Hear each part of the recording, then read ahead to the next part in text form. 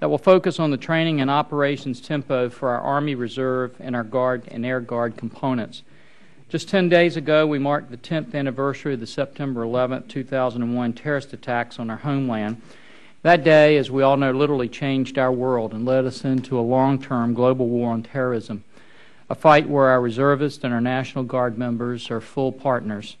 In the intervening 10 years, our reserve components have been stretched thin as they have been called upon to provide many of the enabling capabilities for the active duty forces in Operation Iraqi Freedom, New Dawn, and Operation Enduring Freedom.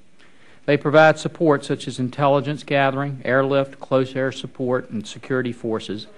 At the same time, the National Guard still must fulfill their traditional mission of supporting the states during emergencies such as the recent flooding and fires. There's no walking away from either mission.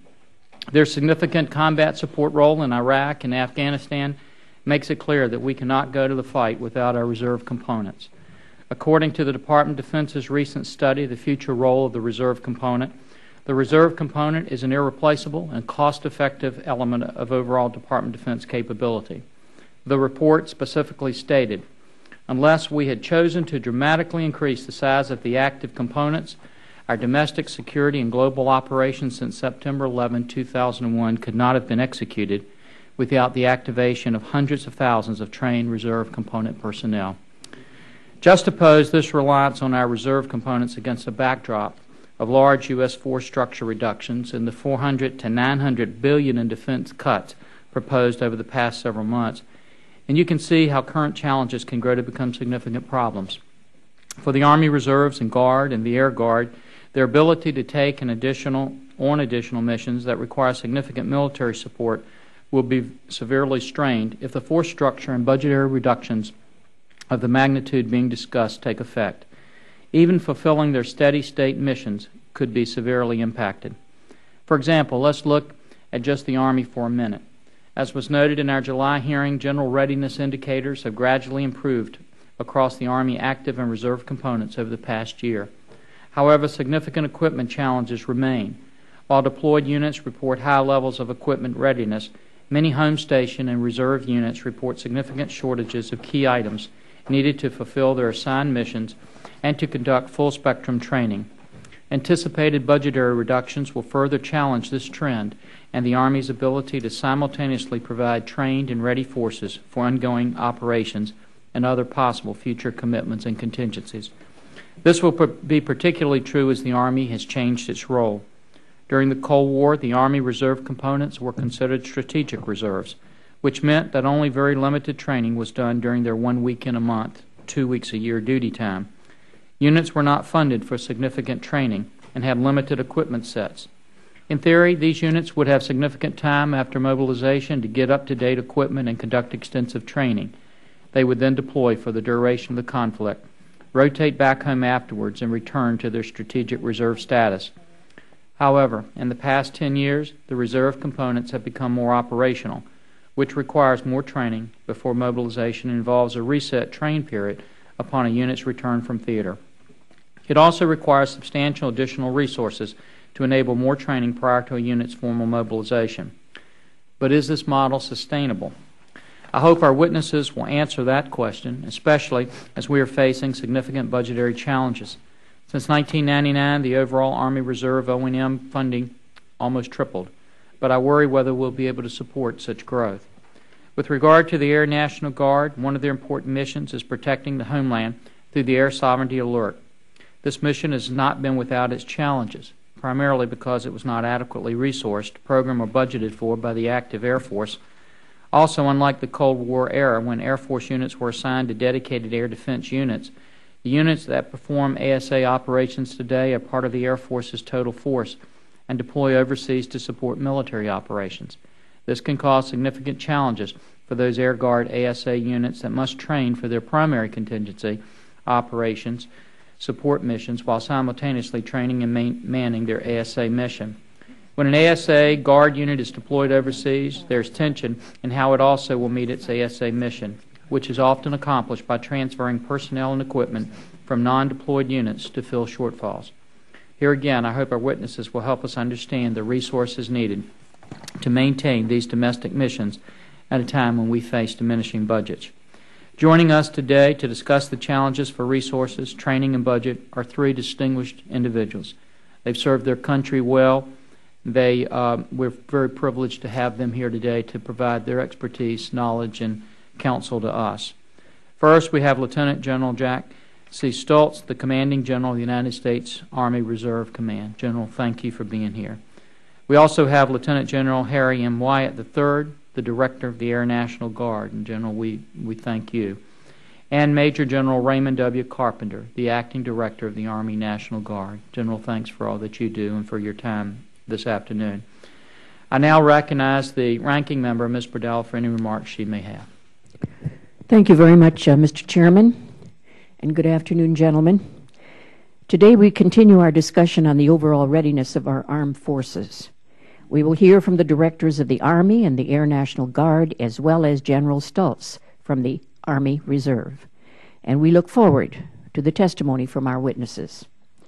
As both Generals Wyatt and Carpenter know, I am indeed very proud that the Guam National Guard has the highest membership per capita of any National Guard in this country. And I think that's a real testament to the level of commitment and respect that our men and women on Guam have for our nation and the National Guard. The last decade of war and conflict has required our National Guard and reserves to transform from a strategic reserve to an operational force.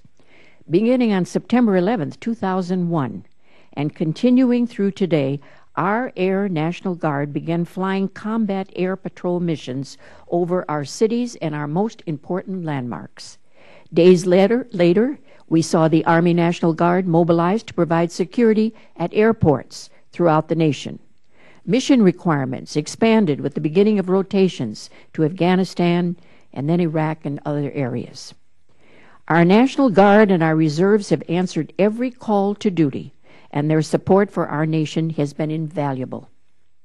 However, the roles and the missions fulfilled by the National Guard and reserves have required greater resources to meet their increased training, equipment, and manning costs. And the nation's budget challenges will only amplify the difficulty of maintaining an operational National Guard and Reserve. Over the past few years, this committee has taken significant steps to address critical shortfalls in dual-line equipment needs through the National Guard and Reserve Equipment Account. However, the Army National Guard's goal is to maintain 80% of critical dual-use equipment on hand at any one time. How will this be achieved in austere budget times? Also, with the eventual drawdown of end strength in the Army, it is important for our witnesses to address what impact this may have on the rebalancing of missions and skill sets within the National Guard and the reserves.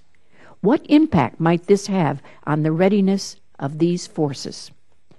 This committee has also worked to ensure appropriate funding is authorized for increased training requirements due to continuing high operational tempo in Iraq and especially Afghanistan.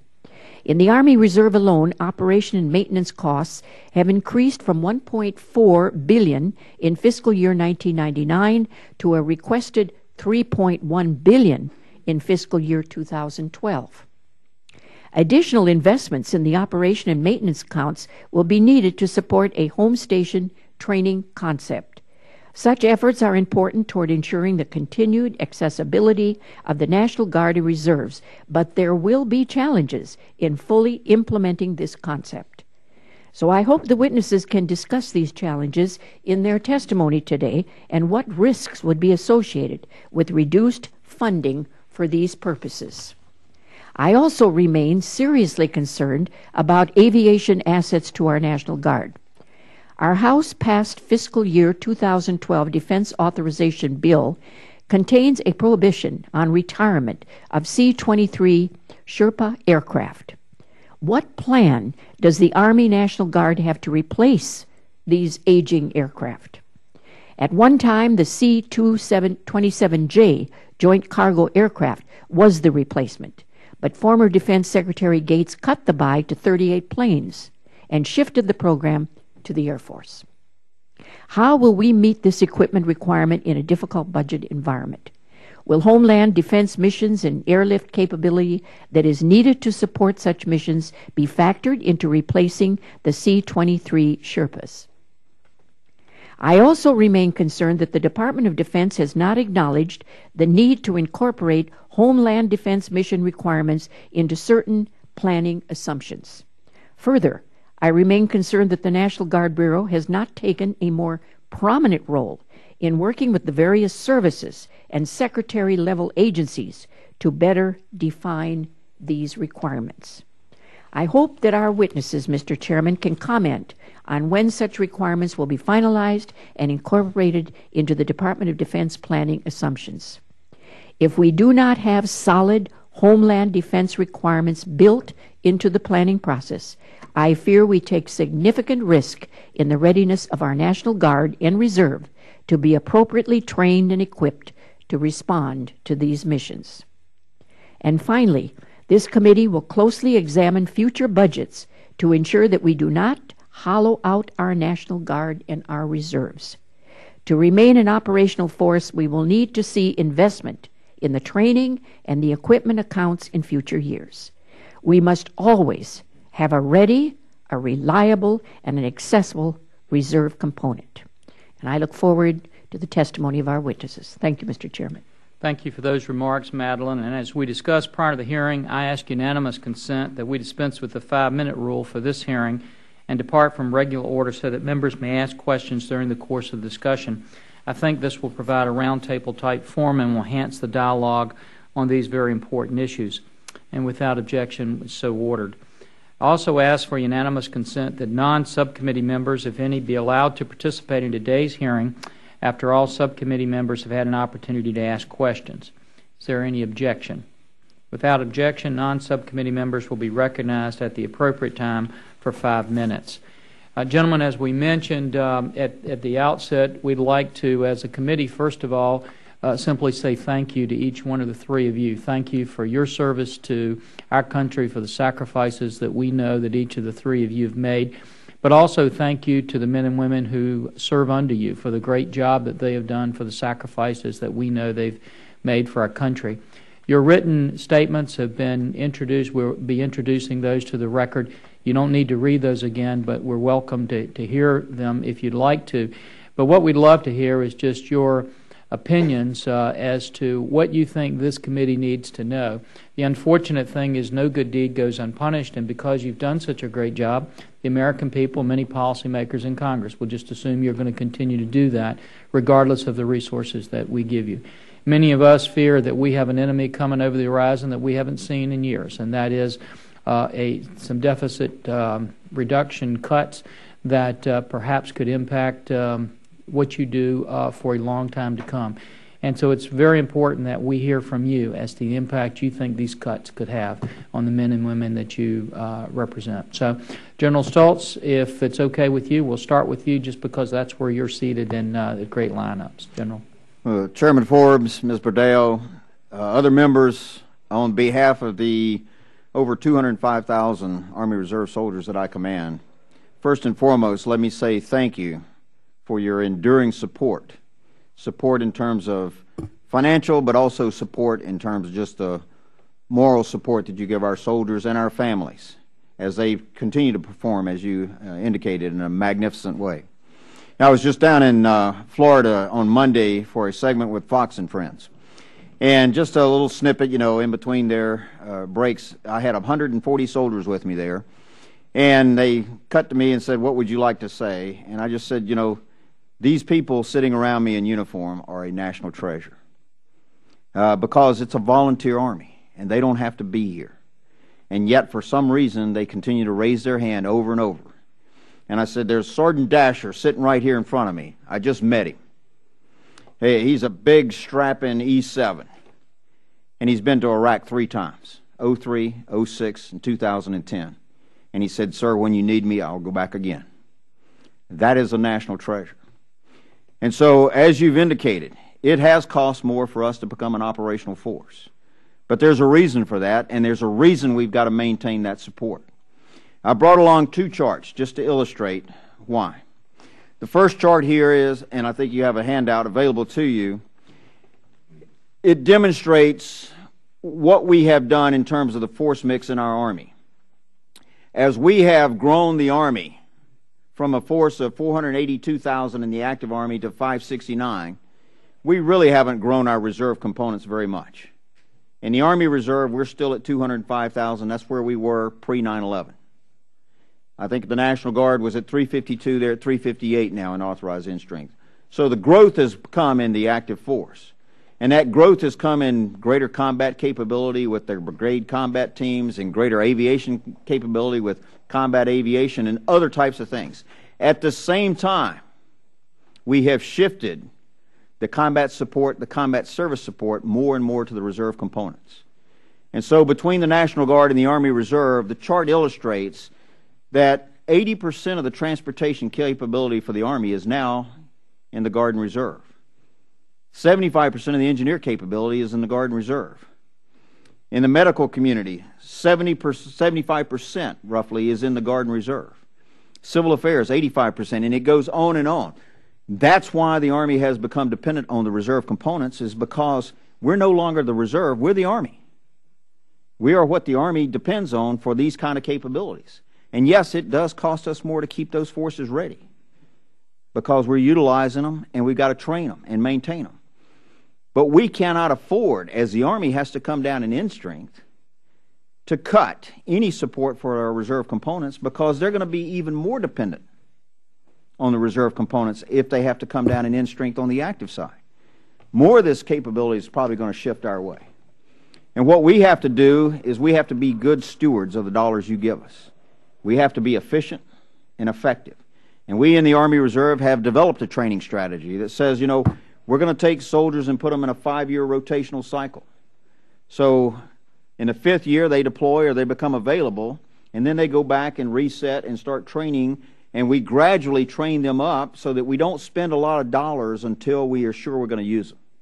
But in that 3rd and 4th year prior to deployment, we need some extra training days, and we need to make sure we got the right equipment to train on so they're prepared to go to war, because the Army depends on them.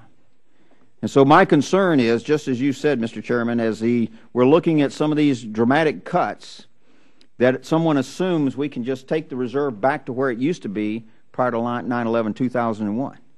We can't, because the Army is different today than it was 9/11/2001 in terms of the way they're structured and in terms of their dependence on their Army Reserve and the National Guard. Now the next chart, if I could, will illustrate my concern. I call this the dip chart, if you want to call it. But this indicates the end strength of the Army Reserve and how it's changed. But more importantly, it indicates how the Army Reserve has changed in terms of the composition of the force. If you go back to 2002, 2003 time frame, we were at almost 215,000 of a 205 authorization, almost 10,000 overstrength. And then we went to war. And what we realized is we had a strategic force. We didn't have a force that was prepared for war. We had soldiers in our force that weren't competent to go to war, physically, mentally, and other means. We had soldiers in our force that said, this is not what I signed up for, it's time for me to leave. And a lot of times we gave them a medal and said, thanks for your service. And that structure, or that end strength, went all the way down to almost 185,000 by 2006 when I came aboard as Chief of the Reserve. That didn't mean we just lost 30,000. Every year we were recruiting an additional 30,000 into the force. So you multiply several years of 30,000 plus the 30,000 reduction, and it's well over 100,000 soldiers we lost out of our force, over 50% of our force. And then we started building back. And we built back with soldiers like Sergeant Dasher that I mentioned earlier, with soldiers who said, this is what I'm signed up for. I want to go do something. I want to be something. I want something that's fulfilling. And that's the heroes that we have today that's a national treasure. Those are those soldiers that stand there on Christmas Day with me in Baghdad with their hands raised, taking an oath of reenlistment to stay in the uniform, knowing that they're risking their lives every day they go into battle. We can't afford to lose that. The Army is dependent upon that. That's a national treasure. And my fear, if we start cutting the force, if we start cutting resources, that dip will occur. It'll occur again as those soldiers who are in our force today say, I'm not going back to a strategic 1 week in a month, 2 weeks in the summertime force. I want to be part of something. What we owe our nation is to maintain that investment that we've got, because we know our reserve components are a tremendous return on investment in terms of what it actually costs for a soldier in the reserve versus a soldier in the active Army. We know that's a huge savings in terms of capability, as long as you're confident it'll be there when you need it and it'll be ready when you need it. And we've got that today. We've got to maintain it, because if we are going to have to cut spending in the total defense budget, I think the reserve components are going to become even more critical as a way of saving capability and spending less. And so my pledge to you is I will do everything I can to be as efficient, as cost-effective as I can.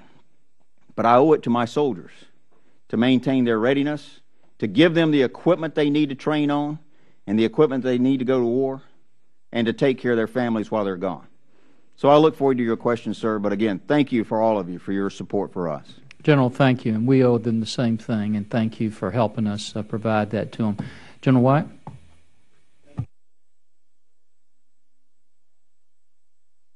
Let me just say that it's an honor and privilege to be here with you today, and on behalf of the 106,700 Air National Guardsmen that are representing our country so well. As we meet here today, there are over 6,289 Guard Airmen deployed around the world in Iraq, Afghanistan, providing, for example, air logistics support to the National Science Foundation in Antarctica and Greenland, and helping to defend U.S. interests in every continent around the globe. In addition, 3,437 Air National Guard men and women are protecting our homeland, including protecting the sovereignty of American airspace. And Mr. Chairman, you and Ranking Member Bordeaux both referenced the ASA mission. I learned just recently that the mission that I've traditionally referred to as ASA is now referred to by NORAD as ACA, Aerospace Control Alert. So if I lapse back into an old vocabulary, please forgive me. They're one and the same, sir. So ASA in my mind equates to ACA. But these 3,437 Air National Guard airmen that are defending the homeland right now include not only those ASA, ACA folks, but assisting civil authorities in the protection of life and property in the United States, flood control, as we've recently seen here on the East Coast, tornado recovery efforts in the Midwest, and fire support in the southwest part of the country. Air Guard members are helping U.S. Customs and Border Patrol on the border as we speak. And so far, in regard to that mobile air firefighting system, the Air National Guard has delivered over 360,000 gallons of fire retardant in support of the National Forest Service interagency help. When the air campaign of Operation Desert Storm began in January 1991, I'm going to take you through just a really brief history of the percentage of support that the Air National Guard has given our United States Air Force. Back in Operation Desert Storm 1991, 11% of the U.S. Air Force aircraft that were flown in that operation were maintained by Air National Guard airmen. Fast forward to April 1993, when the U.S. Air Force was called upon to support NATO in the campaign to protect civilians in Bosnia. Recall also that as a byproduct of Operation Desert Storm, we were also doing Operation Northern Watch and Southern Watch over Iraq. Continuing to support national security requirements around the world, at that point in time, the Air National Guard provided 45% of the deployed United States Air Force aircraft for Bosnia, Kosovo, Northern Watch, and Southern Watch, in addition to providing countless support operations around the globe. As demands upon the U.S. Air Force expanded beyond flight operations in Iraq and Afghanistan, the Air National Guard men and women were there providing medical assistance around the world. I had the privilege yesterday of attending the Air Force Association Awards banquet.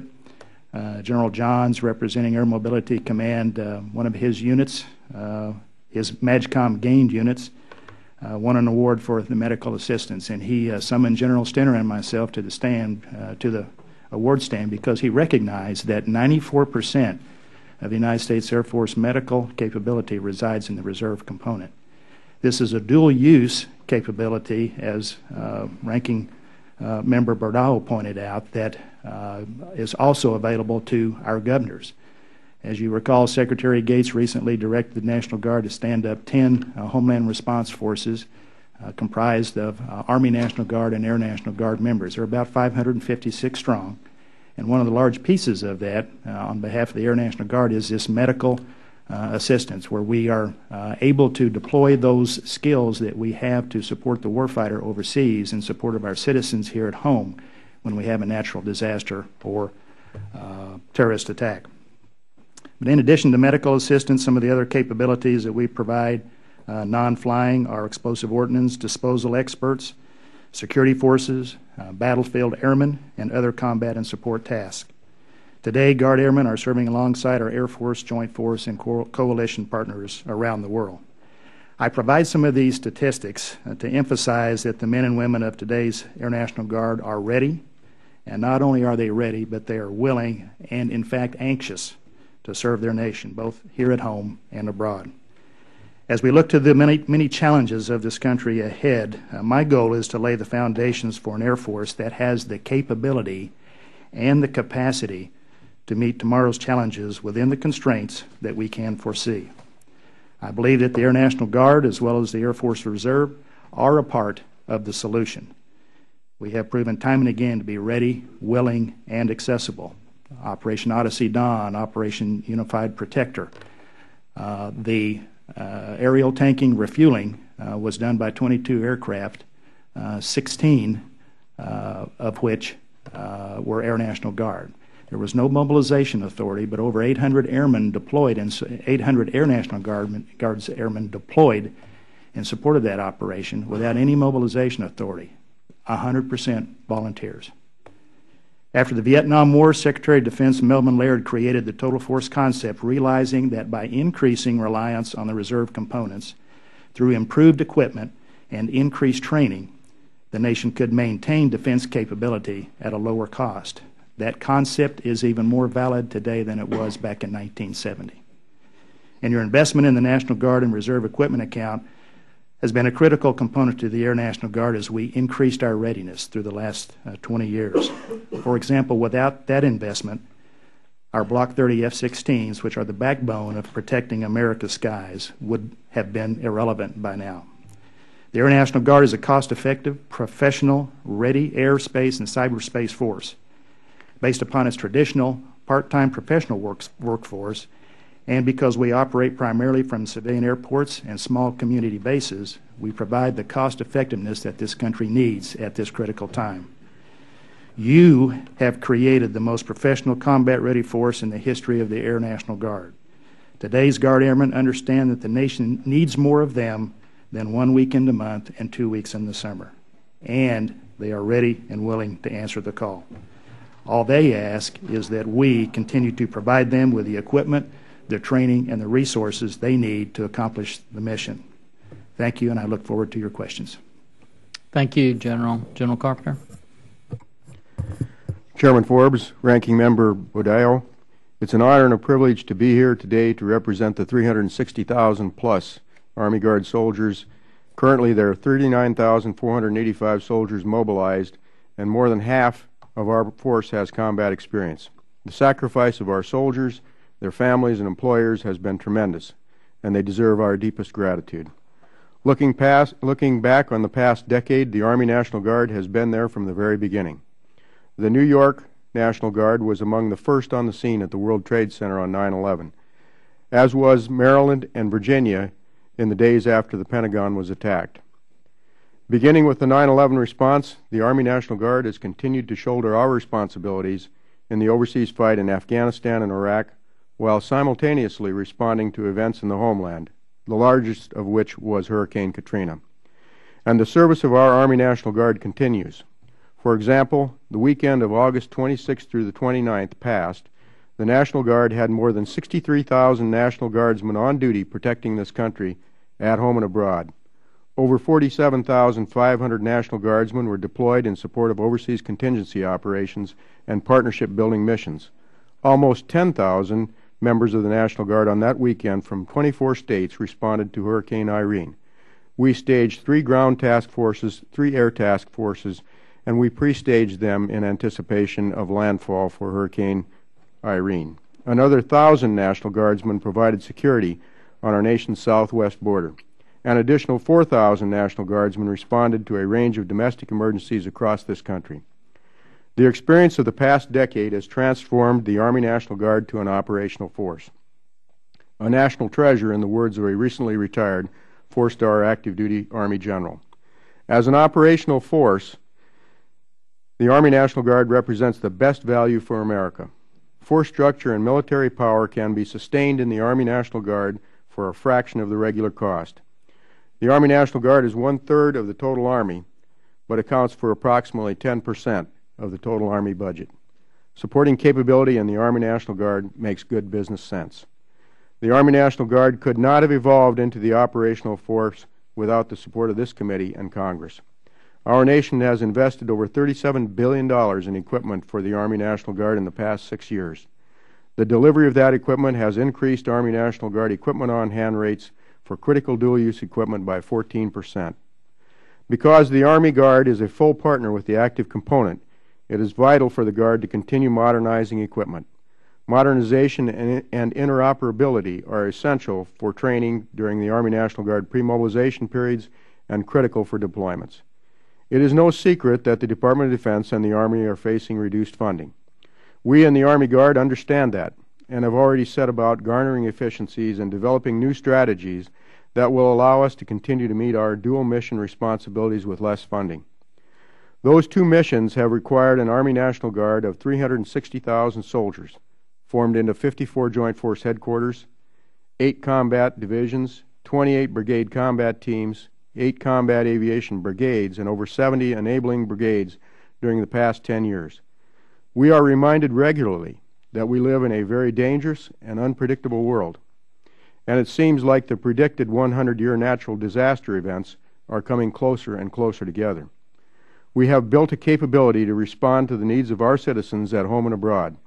We ought to fully understand the risk associated with reducing that capability, because in the words of a combat commander in Afghanistan, sometimes all it takes is all you have. The Army National Guard is a force forward deployed in the area of operation, the homeland. We have built great capacity in the National Guard by establishing forces specifically designed to deal with emergencies, disasters, and potential terrorist attacks. Those units include Guard Civil Support Teams, of which there are 57, 17 Chemical Biological Emergency Response Forces, 10 Homeland Response Forces. General Wyatt mentioned that we're in the process of building the last 8 of those in this fiscal year, or excuse me, next fiscal year, and 2 Domestic All Hazards Response Teams. By one estimate, 96% of the events that happen across our country are handled by local first responders, policemen, firemen, and the National Guard. Only 4% require federal support. It has taken years to build these organizations. We should not rush to reduce the size, structure, or capability of the Army National Guard without significant analysis and thorough deliberation. I would like to specifically address a separate issue, and that issue is access to the Army National Guard and the Army Reserve in non-named contingencies. The Department of Defense requested a change in the statute, Section 12304, which would allow the reserve components to be involuntarily called with prior coordination at the service chief level, as well as the necessary budgetary authority to support the deployment. The Army National Guard and the Adjutant Generals are staunch advocates of the change in statute. We think that it will allow for the continued critical contributions of our soldiers and units in the effective use of soft power, that is, theater security and cooperation, in the hope of reducing the possibility of mobilized military response in the future. We think our soldiers, equipped with their battlefield experience and civilian skills, as well as their strong desire to be used and make meaningful contributions to their state and nation, are the right force at the right time. Without the change in statute, they will be denied the opportunity. In the end, we have asked for the Army National Guard share of the budget reductions to be given to us, the Army Guard. Let us, the Army Guard, figure out where to pay the bill. Don't direct reductions in Guard Brigade combat teams or end strength. In closing, the Army National Guard is battle-tested and well-equipped for both of our missions. and this committee has been critical in building and sustaining the best manned, trained, and equipped National Guard I have seen in my career. Truly a best value for America. I look forward to your questions. Thank you, gentlemen. And we've got some individuals on this subcommittee who have a great deal of expertise when it comes to reserves and guards, so we want to get to their questions. I'm going to defer most of my questions until the end, but I do have two that I'd like to just set up for you at the beginning. General Stoltz, the chart that you have does not reflect what I think is just a tremendous story for the Reserve and Guard that you gentlemen have played in it, and that is how you've changed kind of the overall complexion of the Reserve and the Guard units. As you mentioned, if you go back 15 years ago, maybe 20 years ago, I know a lot of people you talked to as to why they served in the Reserve or the Guard. It was because it was easy. I mean, you know, they would do their 1 week in a month and their 2 weeks. And we heard that a lot. Even when we began the beginning of this decade or last decade, we heard that from some people. Something happened. You transformed that, and when most of us travel to Afghanistan and Iraq, we're trying to find those individuals now, and we can't. When you go to anybody and say, you know, here everybody says that you want to be home, how tough is it? They all look you in the eye and say, this is what we want to do. This is what we've signed up to do. And so my question to all three of you, if you can help us with this, is why do men and women want to serve in the Reserve or the Guards today? I mean, you know, as opposed to the active duty, you've done just a wonderful job in recruiting top-flight people who are willing to pay those prices. What is it that draws them, and what risk do we have of losing that if we have these huge cuts? And one other thing, General Stoltz, can you just clarify for me in the chart you gave me, as I look at this, when I look at the medical between the Reserve and the Guard, it looks like to me that 74% of all the medical for the Army is being provided by the Reserve and the Guard, and 79% of the transportation. I just want to make sure I'm not misreading that, and when we state that, it's accurate. So if all three of you would have that.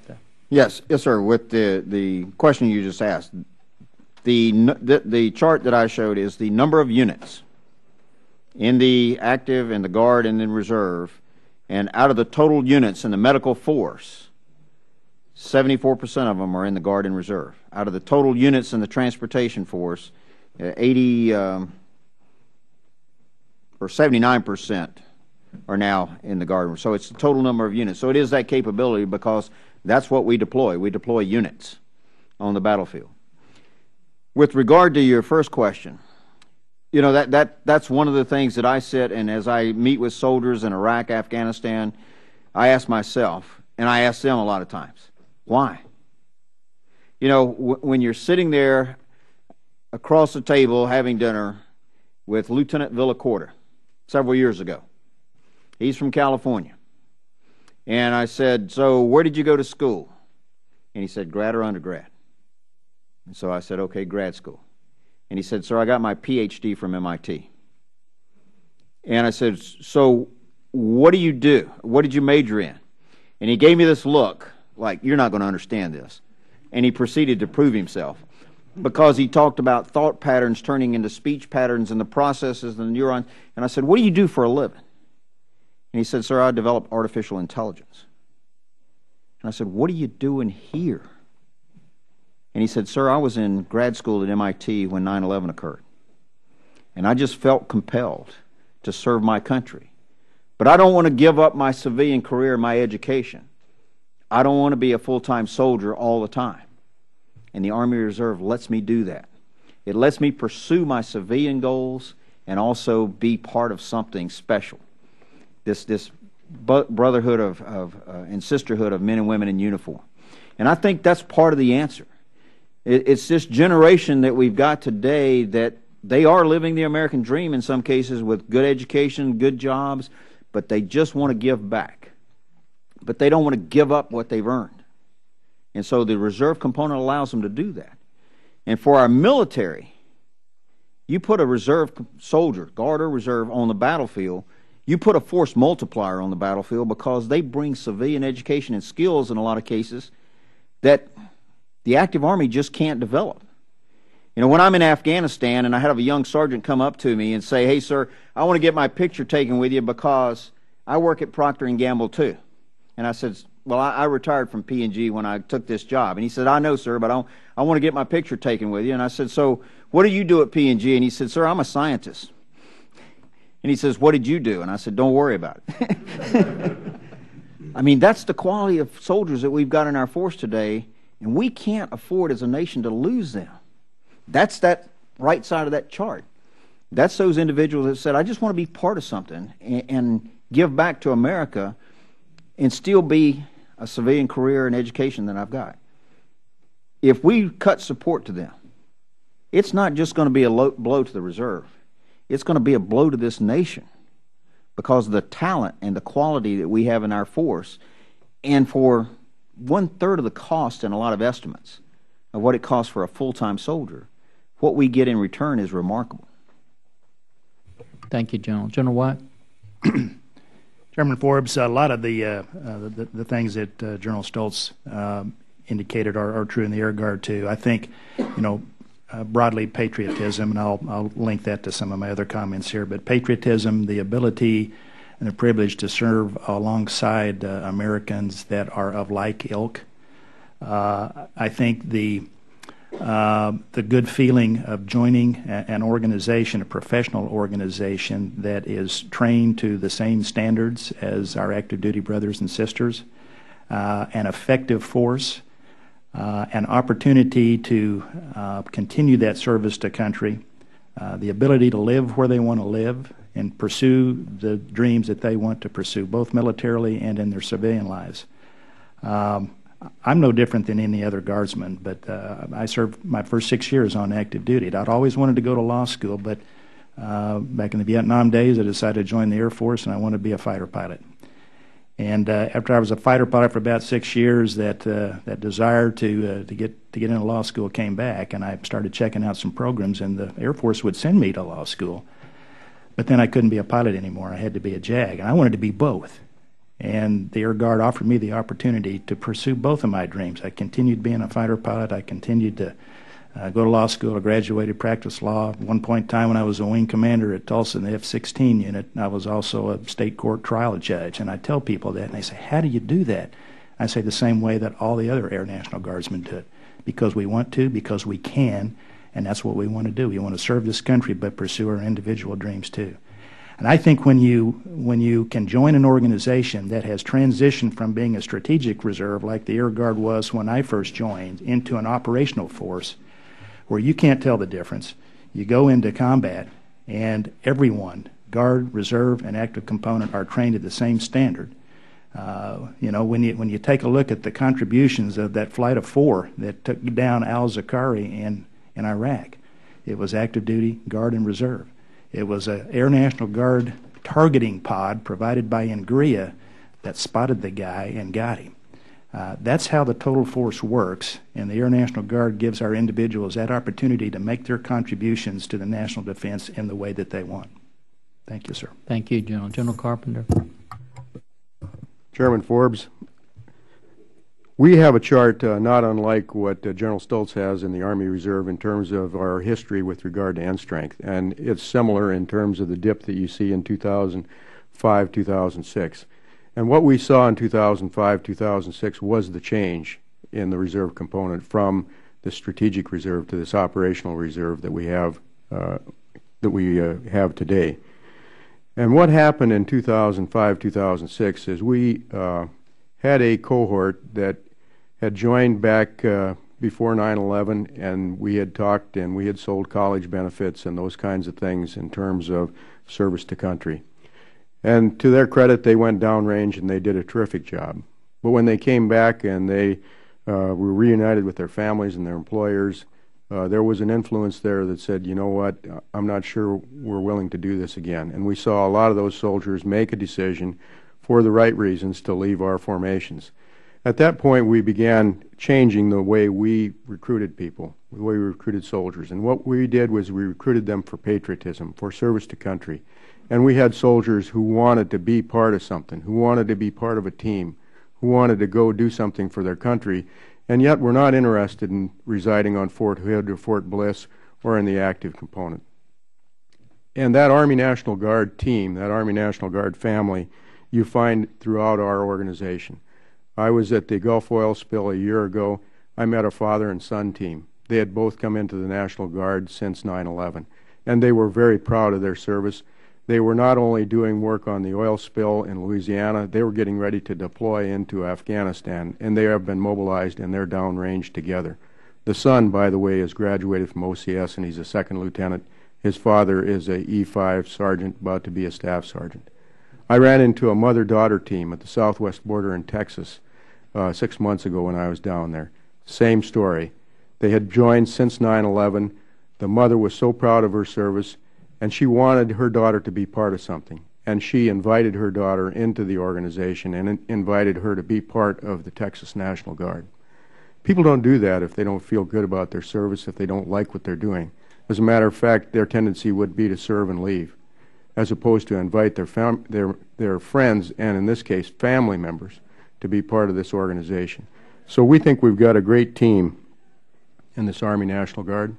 We think we have a treasure across this country, not unlike the other reserve components. And so it's my pleasure to represent them here today. Well, thank you, General. Thank all three of you for the great job you've done. Ms. Bordallo is now recognized for any questions she might have. Thank you. Thank you very much, Mr. Chairman. I've decided I'm going to go ahead with my first question is on behalf of Congresswoman Gabby Giffords. General Wyatt, I believe this question might be for you. As you know, Congresswoman Giffords is very proud of the brave men and women of Tucson's 162nd Fighter Wing, and she feels strongly their primary mission of building international partnerships via training tactical skill sets is a strategic imperative during these fiscally austere times.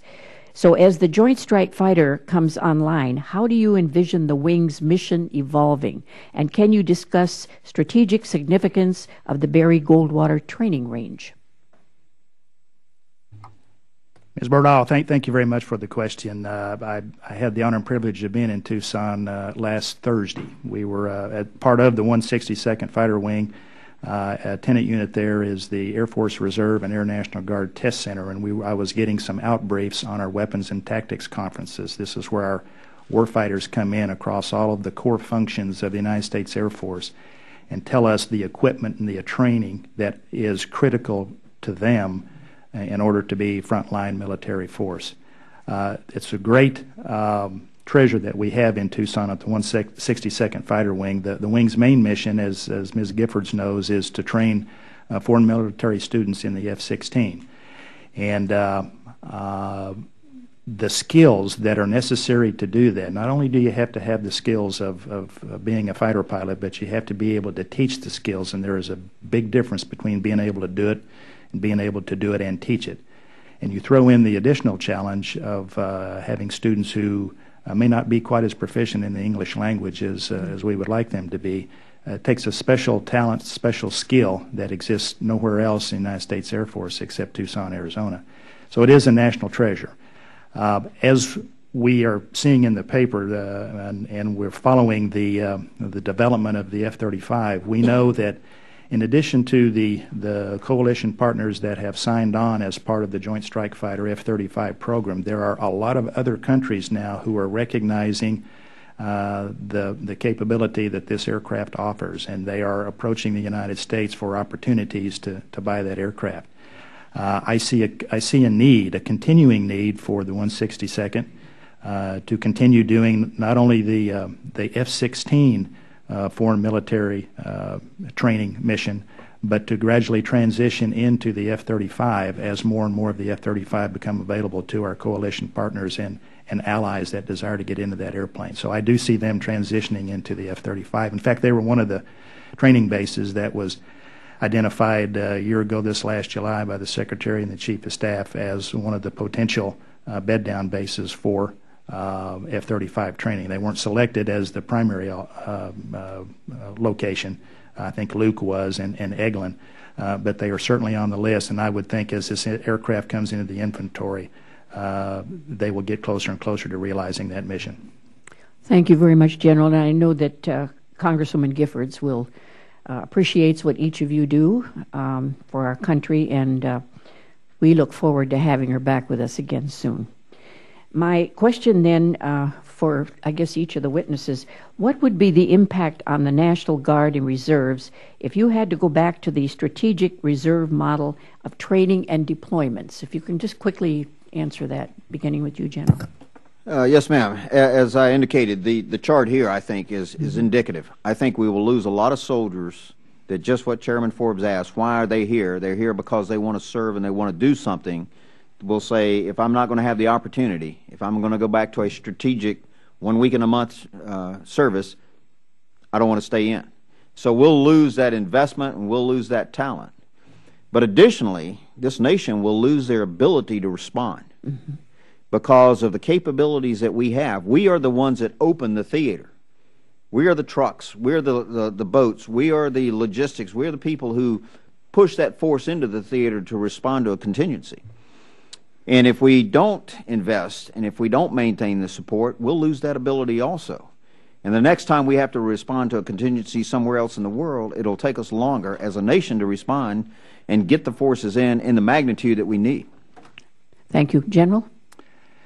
Congresswoman, I think the answer is very similar.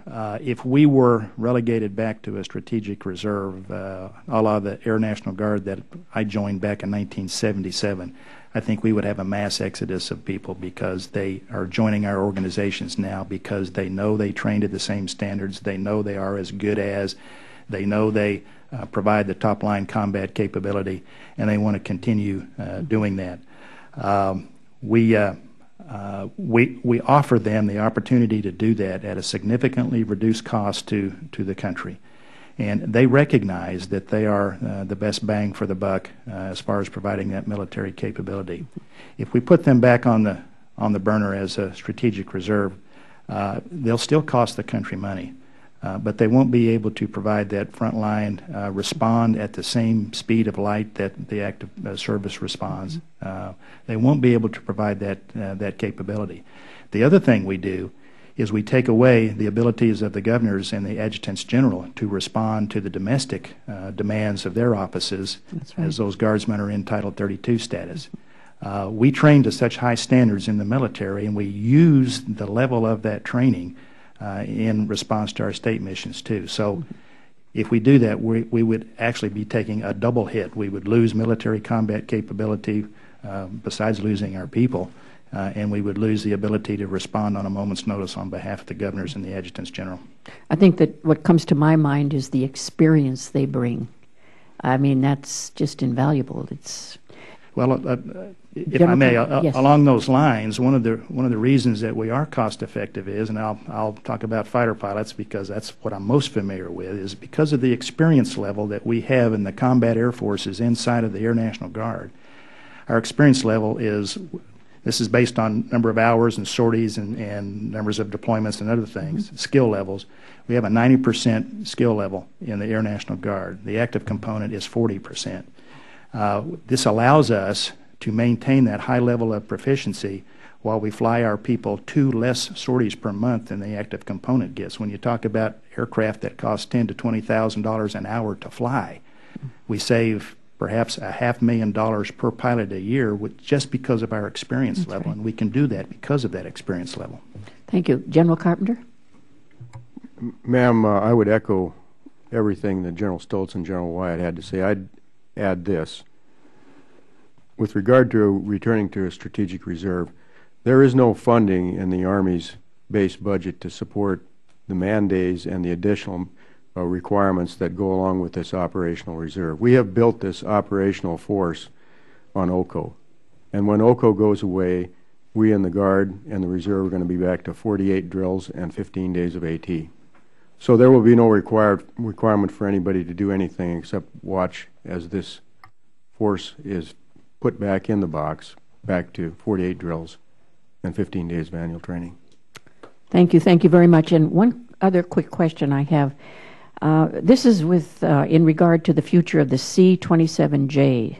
Can you talk about the future viability of the fleet and the intended platform mission sets, given the growing concern that the reduced inventory will not be able to adequately support crew proficiency, operational readiness, and infrastructure investments? As you know, this committee remains concerned that the Department plans to retire the C-23 Sherpas without accounting for how the tactical airlift will be accomplished. The C-27J was the replacement aircraft, but the program was significantly cut and shifted to the Air Force. So what are the plans to support domestic emergency operations and other contingencies? General, begin with you. Congresswoman, that is an excellent question, and one that I think is hard-pressed to answer right now. Let me just review a couple of things that have happened in recent years, talking about the C-27. I'll let General Carpenter talk about the C-23. But if you go back to 2005, BRAC, the Air National Guard lost over 20% of its C-130s as a result of BRAC. We were able to respond to Katrina with over 220 aircraft because the effects of BRAC had not begun to be implemented. Now our numbers are well below that 200 level, coupled at a time when the Army has put the C-23 perhaps on the chopping block, and I'll let General Carpenter address that. As has previously been referenced, the program of record right now for the C-27J is 38. And so we're marching to that tune. As we speak, the C-27 is deployed into Kandahar, Afghanistan. The Mansfield Air National Guard is flying that aircraft in combat today. The anticipation and the need of this aircraft being flown in direct support to the Army in the theater and the reduced numbers drives the Air National Guard then to consider ways to meet those mission requirements overseas with all the airplanes that will eventually be deployed overseas, at the same time as continuing our training here at home to keep our pilots and air crew proficient, and also bring on new pilots and air crew. This is required us to up the crew ratio per airplane, traditionally somewhere around 2 crews per airplane traditionally for an airlifter, to 5. To allow enough air crews to do the deployment mission overseas and continue training here. So that's how that has affected us. We continue to look forward to continued fielding of the C-27J. The demands for the domestic operation are where I have great concern, because while the Air Force will tell you that there is sufficient airlift to handle the demands of the country around the world, the question I ask is, okay, but how long does it take us as an Air Force to do that? We look at the requirement for domestic operations. 72 hours is a lifetime. It's an unacceptable time response frame. When the governors call upon airlift, they need airlift right now. It speaks for a need of what I would call organic airlift that is in the Air National Guard at the behest of the governors so that they can respond to national emergencies. The Mobility Capabilities Requirement Study 2016 that came out addressed support to the homeland, but it referenced the access to the active duty airplanes, which will be available, but most of them are deployed, and I would submit to you it takes about 3 days to get a C-130 from Japan home. That's 72 hours. Oh, I agree with that. You know the time and distance. Response to the civilian fleet is the same thing. It takes about 96 hours to get a civilian aircraft on contract to do a domestic mission. All of those are too late for the for the response to the homeland. So I'm working with the Air Force, and I'm getting a lot of support to go back and look at the domestic requirements for airlift, especially in view of the fact that subsequent to the Mobility Capabilities Requirement Study, Secretary Gates said, stand up these 10 Homeland Response Forces, 556 soldiers and airmen, to be able to respond, sometimes needing airlift, most probably needing airlift, as the National Level Exercise 11 in May showed us when we practiced for the fault line earthquakes, Mississippi, Ohio, etc. There is a need. I think we need to determine what the requirements are for the homeland. I've asked for the help of NORTHCOM, and NORTHCOM is helping us develop those requirements in conjunction with Air Mobility Command, Transportation Command, so that we can get a true handle on the requirements for the domestic airlift, in addition to the warfight airlift requirements. Thank you, General. And quickly, General Carpenter, I know I've overstayed my time, I guess. Yes, Congresswoman, a couple of key points. All the C-23s are in the Army National Guard. Because of a budget decision, we have been directed to divest ourselves of all those C-23s by FY15. We currently have 4 that are parked on the ramp in Texas that are no longer available for us to use, and we will progressively park the rest of them over the next 4 or 5 years.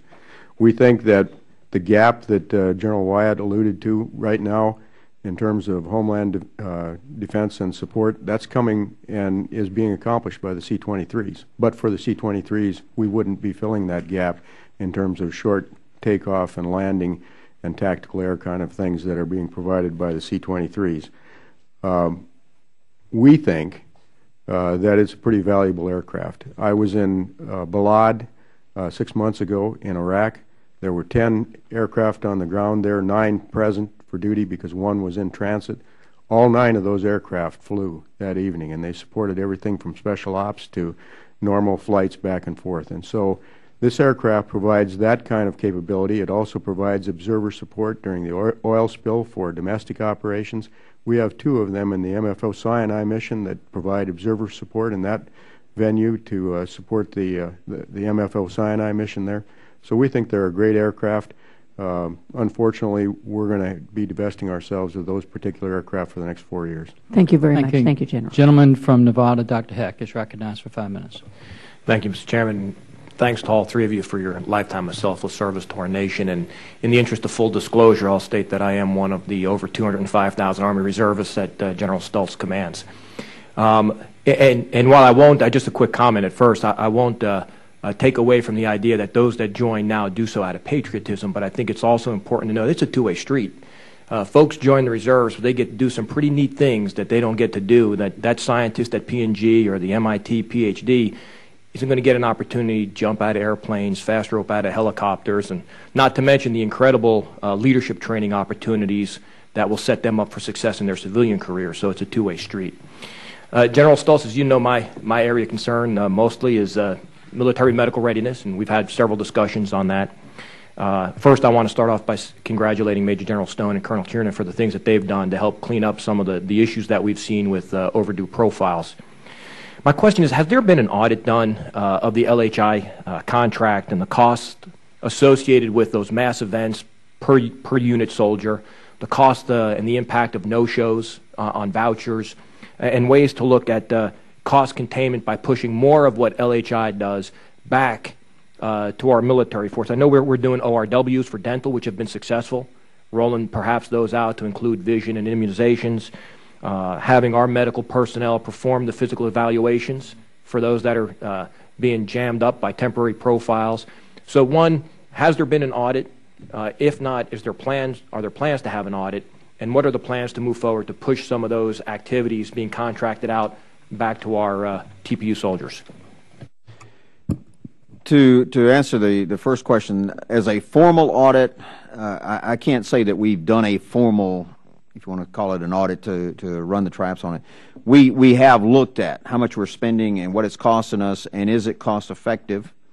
As you well know, we have gone back to LHI to renegotiate some of the provisions of the contract to limit what they actually do for us. And I think the big question I've asked, to be perfectly straight with you, in the process of what LHI does for us, of when a soldier fills out the personal health assessment, a doctor from LHI who has no access to that soldier's records makes a determination of what care or what profile he needs, but it still has to go to our regional support commands to get further looked at by a doctor, and in a lot of cases further on. I'm not sure what the value is there exactly. And what we have to do, I think, as we are going to be forced to draw down in our budgets, is do what we've already started, as you alluded to. We're going to have to do a lot of this stuff ourselves and use our own resources. Now, in the past, we've gotten away from that because of the demand and the op-tempo and the training needs and everything else we've had on our medical force. But as that demand comes down, as we draw down out of Iraq and as we gradually draw down out of Afghanistan, those medical resources that we've got within our reserve are going to become more available to us. We've got to take advantage of them. We've got to get back to the traditional where we use our own resources to perform those medical examinations, those medical determinations, because we can do that on our timing. You know, when we try to send a soldier to get a medical exam, we have to do that based on when the doctor's available. And in the civilian life, and quite often we take that soldier away from his civilian job. When we use our own resources, we have a little bit more control over saying, you're going to go here on this weekend where the soldier is already there, and you're going to give him that examination and all. So, yes, sir, I am all for and have our staff looking at shifting more and more of that responsibility. As we've started in American Samoa, as we've started in Alaska, as we've started in other areas where we're providing medical and dental support to our soldiers on exercises, now how do we get to them on the drill weekends and continue that support?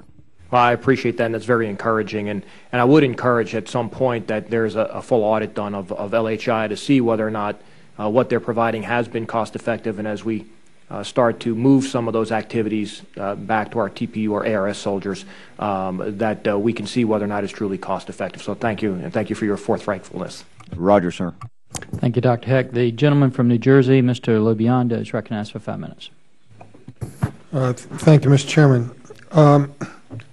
Gentlemen, thank you for being here. Thank you for your service. General Wyatt, you know my sympathies or focus on the 177th, and I classify them, I don't know if all my colleagues would agree, as the premier homeland security base, primarily because of their strategic location and what they can bring to the fight in so many ways. But could you give us some insight on where you see the, and I'm going to go with the old name too, ASA, because it's going to take me a while to get switched over, where you see the ASA mission going and its construct in the future in light of the Air Force budget cuts, which may have an effect on critical Air National Guard missions. And additionally, I'm wondering if you've been speaking with the Air Force brass, their leadership, to ensure that the ASA units receive the upgrades necessary. I've been talking about this, and Mr. Chairman, you've been helpful with this, and this committee has been helpful. But some of these Air Guard units are running with iron that is just their wings are going to fall off, and if they can't fly, they don't have a mission. So I would hope you could talk to us a little bit about this. Mr. Lobiondo, first of all, 177th, great organization. You are right. Their strategic location, along with probably the 113th here in D.C. to protect the National Capital Region, is strategically probably the two most important locations that we have. They're all important because they protect American citizens. But I see the ASA mission as one imperative for the safety of this country. It is mission number one. There has been a recent study done by former commander of NORTHCOM, Admiral Sandy Winnefeld, who's now the vice chairman of the Joint Chiefs. Some of that's classified, and I won't get into that, but I think that a review of that report shows the importance of that mission for Homeland Security. So I see a continuing reliance upon the Air Sovereignty Alert, the Air Control Alert, Aerospace Control Alert mission for the safety of this country. We only had on September 11, 2001, we were up at 7 locations. Today in the continental United States, we have 16 locations. All of those are flown by the Air National Guard. The United States Air Force flies 1 in Alaska with F-22s. We get into this discussion about whether you need 5th generation fighters to do the Air Sovereignty Alert. Not necessarily for the stealth, but for all the other capabilities that 5th generation brings. AESA radar, integrated sensor fusion among not only the sensors on the aircraft itself, but all the other sensors available, land-based radar, radio reports, chats, a lot of different sources for some information to help us in the intercept of these targets. And then Hawaii Air National Guard location, who will be flying the ACA mission in F-22s. The airplanes, most of the airplanes that we do the ACA mission with are the oldest F-16s in the inventory, and you're very familiar with that because the 177th flies a Block 30 F-16. The Air Force has put in some weapon system sustainment money that will keep the airframes themselves viable, we think, for a couple of more years. We thought 2017, 2018 would be the structural limitations. We think there's sufficient monies to keep them flying until 2019, maybe 2020. But the structural part is just a part of the issue. The other part, and probably for the mission equally as important, is the ability to detect, meaning these aircraft need state-of-the-art radars. The ones that they're flying with now are extremely expensive and difficult to maintain. A lot of the parts are no longer manufactured. Only because we have the best maintenance people in the world in the Air National Guard are we able to keep some of these support systems on board the aircraft working.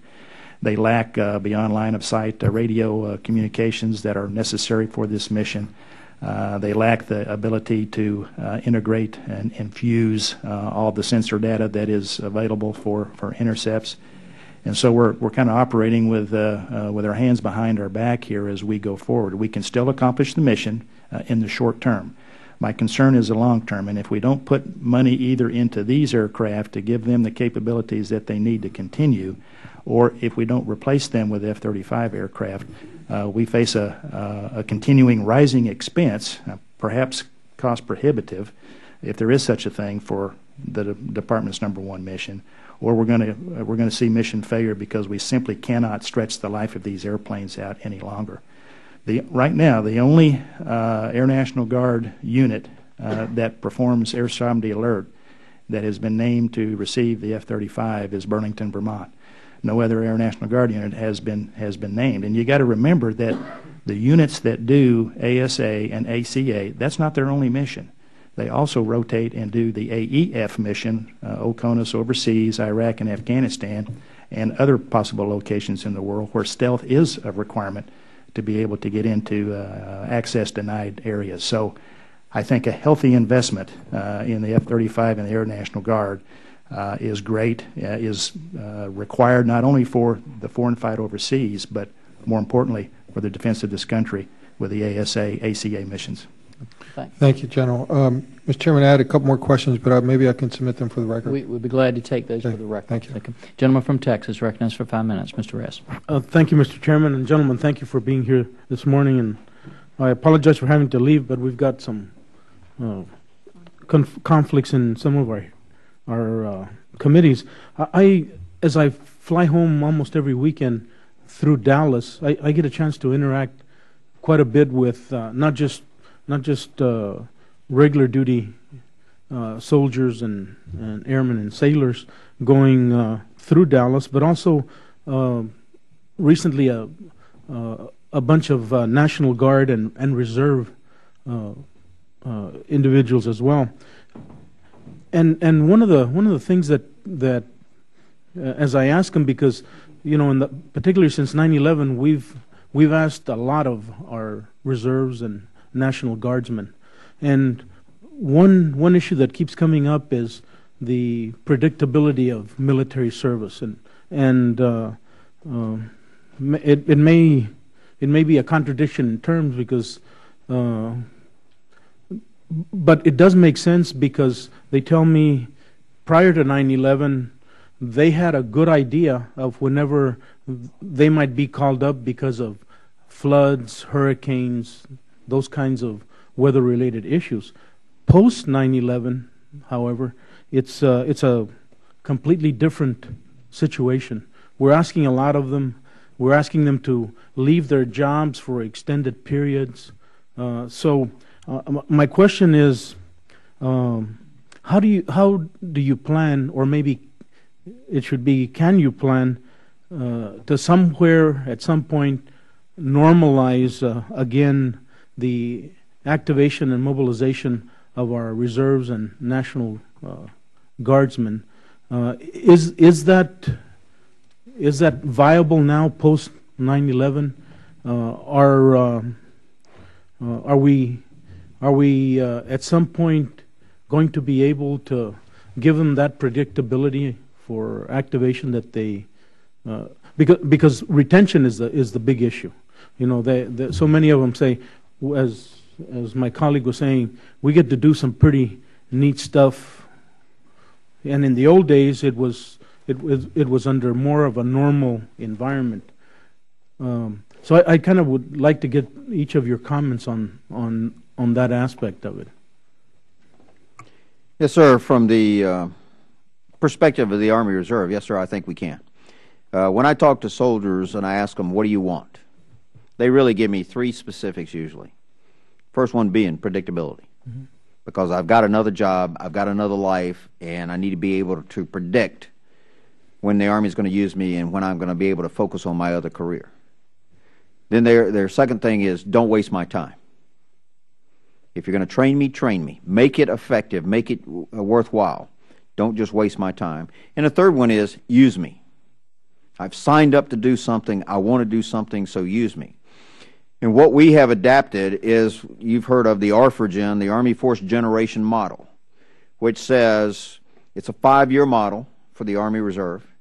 For every 1 year or whatever that you're called up, you get 4 years back home of stability and progressive training readiness to get back to that 5th year. Soldiers have said, and employers have said, if you can give me that predictability, I can live with that. Because 4 years in a 20-year career, that means I would be used about 3-4 times at most. It gives me about 4 years back home, which for most of our kids, and I call them kids, they change jobs about every 4 or 5 years. So they start a different career anyway in a lot of cases. So they're used to kind of starting over. That's the key. And the key to getting that ARFRGen model is, one, we've got to be able to get the Army to say, this is what we need from you each year. And then we got to slice it into 5 slices and build our force structure so that we can give the Army what they require every year in a predictable manner. And then we've got to build that training and equipping model, which requires the resources to be able to give that soldier what he wants, meaningful training.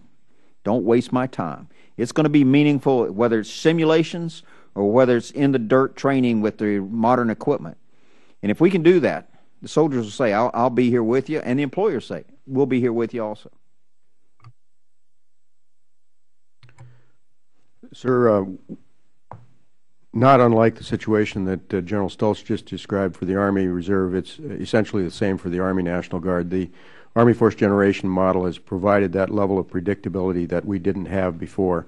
On January 19th, 2007, then Secretary of Defense Gates made the announcement that the reserves, the National Guard, would be mobilized for 1 year and 1 year only. And that provided the predictability in terms of how long you were going to be away from your job and be away from your family. A huge step forward for us in the Army National Guard. Separate from that, when we started into this, we did very short-term notification and mobilizations, and it was painful. Some of our units were notified and at the MOB station and going downrange inside of 30 days at the start of what we saw in Iraq and Afghanistan. And that was certainly a shock to the system. What we have derived to is a notification of sourcing, that is notifying the unit at least 2 years in advance that they're going to be used, alerting them at 1 year out, and then providing a mobilization order 180 days out. And the 180 days out is very key because that allows for the soldier to have the TRICARE benefits that they didn't have before. So if they don't have the mobilization order, they don't get that TRICARE benefit. And we're seeing as we come down now out of Afghanistan and Iraq, the off-ramps, we're seeing, first of all, delays in issuing the mobilization order for good reasons, because they want, we want to ensure that these soldiers are in fact going to go. And so they're being disadvantaged because they don't have the TRICARE eligibility. And then beyond that, we're seeing some units off-ramped, in other words, not going to the mobilization station. We recently had a Utah unit of about 400 soldiers that were planning on being mobilized and going downrange here on the 15th of September. And their mobilization was canceled because there was no requirement for the unit. We have worked with the Army and identified soldiers who have hardship cases, the ones who left their jobs and don't have employment, those kinds of things, and we've found ways to do tours of duty separate for those particular soldiers. In the case of the Utah unit, the TAG of Utah made arrangements with the schools, and they've got 25% of those soldiers now back in school doing college instead of missing a semester. So it is a painful process, but the predictability is absolutely key. Thank you, General. The gentleman from Georgia, Mr. Scott, is recognized for 5 minutes. Thank you, Mr. Chairman.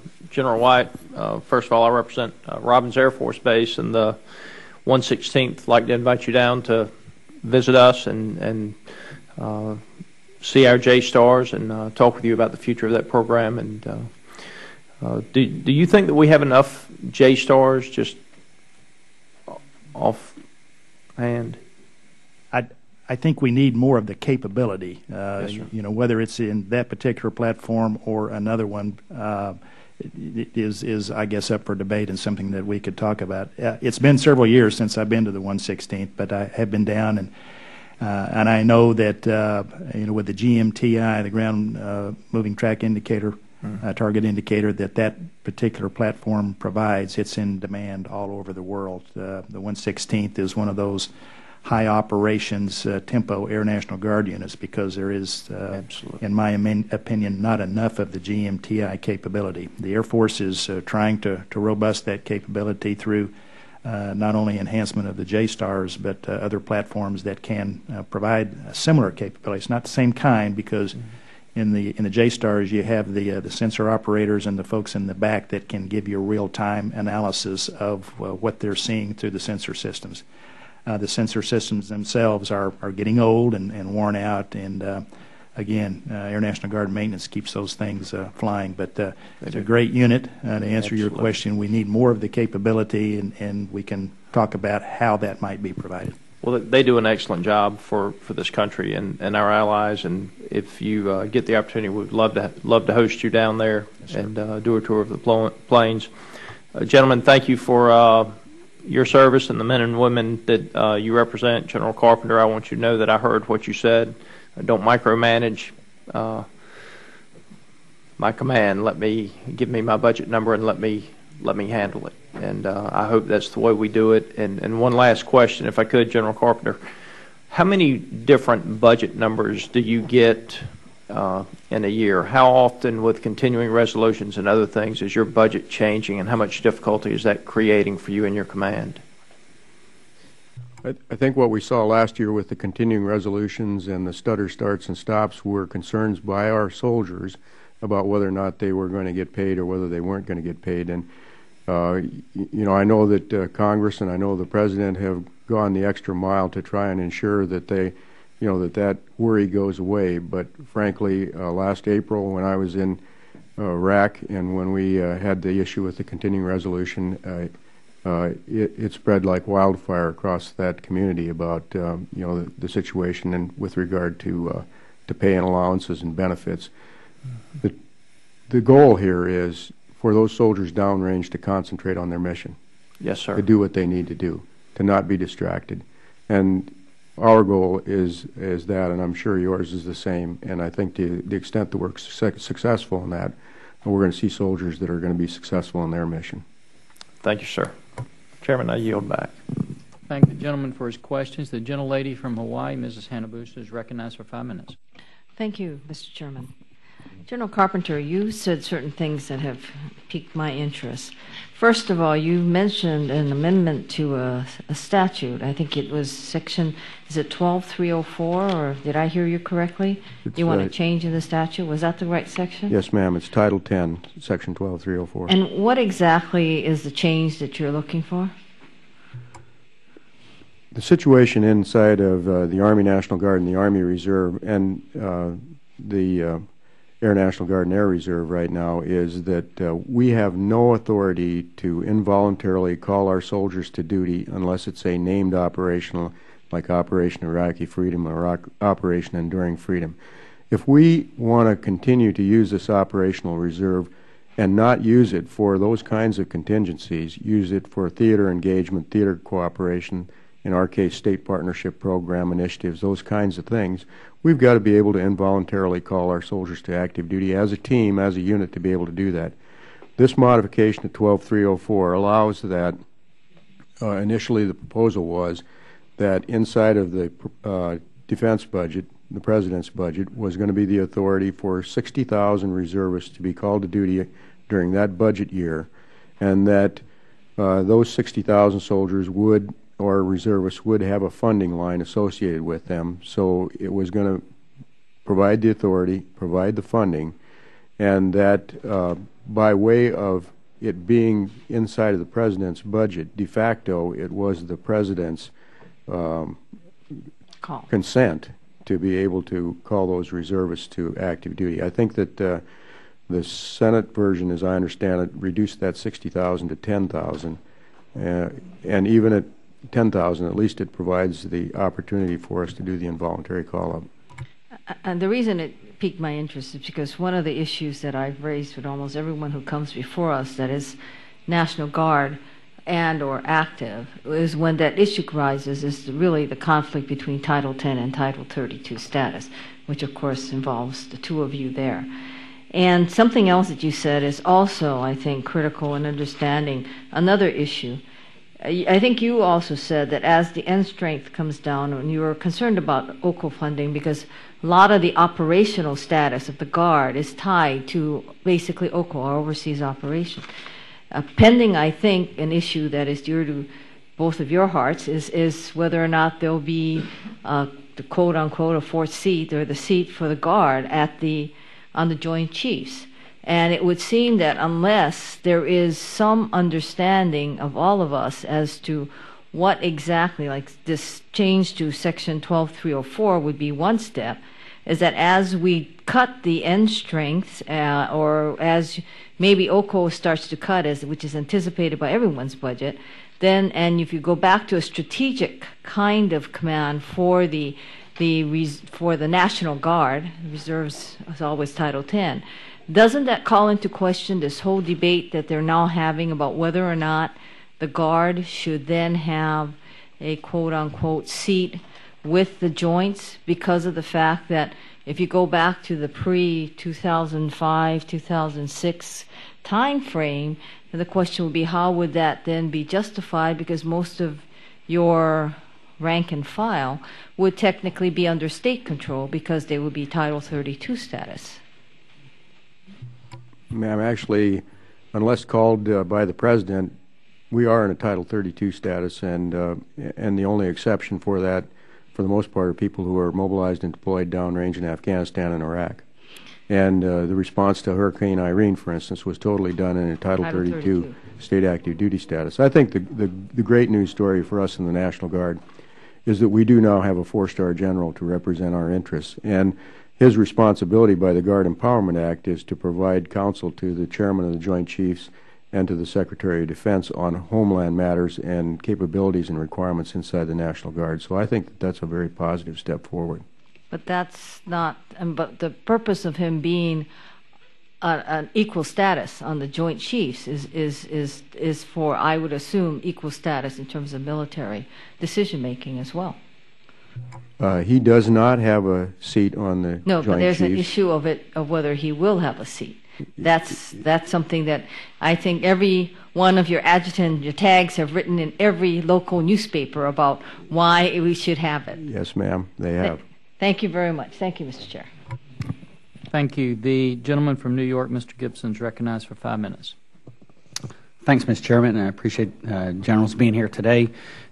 First question has to do with current readiness, and then if time, we'll talk about future readiness. But with regard to current readiness, given the drawdown in Afghanistan and how the command over there is dealing with that and adjusting, in your view to the panel, are you getting adequate preparation and adequate timing of the specific missions for your units so that they can go through man, equip, and train to prepare? And particularly now I'm concerned about smaller units and how much lead time they're getting in terms of where they're going and what specific mission they're getting.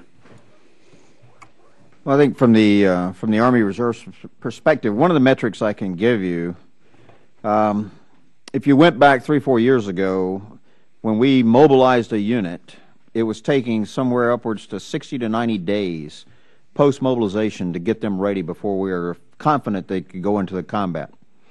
Today, the average unit in the Army Reserve spends less than 30 days. One, because you do have a lot of experience, previous deployers in those formations. Two, because we have a training strategy that trains them prior to getting mobilized on a lot of the skills that they need. The concern I've got is not the forces deploying to Iraq and Afghanistan. That's kind of the easy one because I know where they're going, I know when they're going, and I know what their mission's going to be. My concern is the contingency forces of the future. Those are the forces that we're going to train and have standing ready if this nation needs them. And for those forces, I don't know when they're going to need to go. I don't know where they're going to need to go. And I'm not going to have much time. Yeah. And so that's why we've got to focus on, it's easy to fall in on existing equipment that's already modernized and existing systems that are already there and set in place. What we've got to focus on is how do we train a force for the future, dependent on the Army, dependent on us, that's trained and ready and equipped prior to being needed, not afterwards. Yeah. And if you run the contingency plans we have for op plans in other parts of the world, most of my forces are needed within the first 30 days. That's when they're most needed. Sir, I would, on behalf of the Air National Guard, a little bit different model that the Air Force uses than the Army. Instead of mobilize, train, and deploy, because we provide 34% of the combat capability of the United States Air Force, the Air National Guard does at 7% of the budget, we have to be trained and then mobilized or volunteered and deploy. So a little bit different structure. This requires an investment by the Air Force into the Air National Guard, and I'm proud to say the Air Force has made that investment. They provide the Air National Guard, which is an organized, train, and equip organization with sufficient funds to train to the same level as they train to. Our doc statements, our description of capability statements requires Air National Guard units to be able to answer the call, muster, deploy within 72 hours, and generate combat sorties in theater within 72 hours. Same requirement as the active component. My concern as we go forward is will there be sufficient funds to continue that level of training? I think there has to be for this country to have a viable Air Force. At 30, we are probably the leanest component when you look at the Air Force as far as combat capability. 98.5% of our 106,700 people belong to UTC task units. They're war fighters. We are a wing-centric organization. Most of our people are on wings and below. So that's our war-fighting construct. Only 1.5% is what I would call what I do, administration, policy, and that sort of thing. I think it's a key for the Air Force not only to continue organized, train, and equip funding to the Air National Guard to at least the level that it has this year, but continuing in the future, but also plan sufficient MPA days so that once we are up on this step, if we do have some sort of requirement nationwide, we can respond and send our airmen in harm's way to bid the nation's call. Yeah, I'll tell you that the 109th is not in my district, but it's very close, and I share that with Paul Tonko. I've had visits there, and I was really struck by the fact for a very small portion of the budget, they do an enormous number of requirements and do them very well. And General Carpenter. Congressman, I know you've got some background in this based upon your service in the Army. We have come a long way since Desert Storm when it took 180 days for the 48th Brigade out of Georgia to meet at least the standard set at that point for mobilization and deployment. I know that you know that the 27th Brigade is in the queue to go downrange into Afghanistan. They are in the process right now of going to National Training Center for an NTC rotation out there in anticipation of that mobilization. Because of that planning, the notification of sourcing, the alert, and that whole process, they've been able to plan for that mobilization, they've been able to prepare, and they've been able to increase their readiness. When they get to the mobilization station, we anticipate they'll spend a little bit more than 60 days before they deploy downrange on that mission. That's a long ways from where we started in this business, and I think it's a tribute to the New York unit, and it's a tribute to the Army, and it's a tribute to where we've come in this operational force. No question on that. I totally concur. Did spend some time with them at their pre-mobilization family fair day. It was fantastic. I got to tell you, it rivaled anything that we did on active duty. The way they laid the whole community's resources out, so families could come in and have access to healthcare questions, education questions, deployment type questions. It was quite extraordinary. The genesis of the question actually is I do hear periodically. Not with the 27th, but with the dynamic, the changing in Afghanistan, that as the command comes to grips with that, that's making less time, given the changing scenarios, that's giving less time for Guard and Reserve units to know explicitly what their specific mission is going to be, and that's having cascading impacts on man, equip, and train going forward. I know that you're monitoring that and doing everything that you can on that. I'm short on time. I will tell you that I'm working with Peter Welch from Vermont on the Yellow Ribbon program. This is something of great interest to me. Would welcome, I think it's a good program, but I think it can be even better. As we look to the mark next year, certainly welcoming all your feedback on that so we can perfect that program. Sir, one of the biggest problems we are facing right now is behavioral health issues, and the Yellow Ribbon program has been key in that. I think the Army at large has a suicide problem. Yeah. We've been fortunate to trend ours down a little bit in the Army Guard, but that may not be, one data point does not a trend make. Yellow Ribbon is key in that, and the funding for that program is essential. Yeah. And gentlemen, I'm out of time, regrettably, but I just want to thank you for your service, your tremendous leadership you provide, and look forward to working with you going forward. I yield back, Chairman. Thank you. And the gentleman from Illinois, Mr. Schilling, is recognized for 5 minutes. Very good. Thank you, Chairman. Chris had touched on a few of the things I was going to talk about or ask questions about. Anyway, first I want to thank you for your service to our country. One of the concerns that I have for our country is with the debt problem that we have, because I think we all understand that that's going to be a huge problem. But I guess my concern is to make sure that the warfighter, because basically what's going on in the Middle East is definitely not going to go away anytime soon, and basically what I'd like to know is what you gentlemen are seeing with the cuts that are coming, how that's going to adversely affect us, and then basically anything that we can do to try to help out. And General Carpenter, I want to say is that one of the things I think is totally wrong is when we have these CRs and our warfighters are over there risking their lives literally. The worst thing that we can do here in the United States Congress is have them on the table whatsoever for any type of negotiating. I think that they should be completely taken off the table, because they've got enough on their mind is to have to worry about the paycheck for just one split second is all it takes when they're out there trying to do their job and protect this great nation. So basically just maybe some information on your thoughts on how this is going to affect us in the future warfighters. I think, first of all, I mentioned that we are looking at funding strategies and developing efficiencies inside of the Army and the Army National Guard, and it's a team effort between the Army National Guard, the Army, and the Army Reserve. For instance, family programs are essential to us, and I mentioned the Yellow Ribbon program. Family programs are just as key. But we have hundreds of family programs out there. Many of them are duplicative, some of them are redundant, some aren't even used. And so with the Army in the lead, we're looking across all those programs to try and determine which ones we can consolidate. And we're not trying to reduce the service provided to the family by any means, but we think we can deliver it in a lot more efficient, effective manner.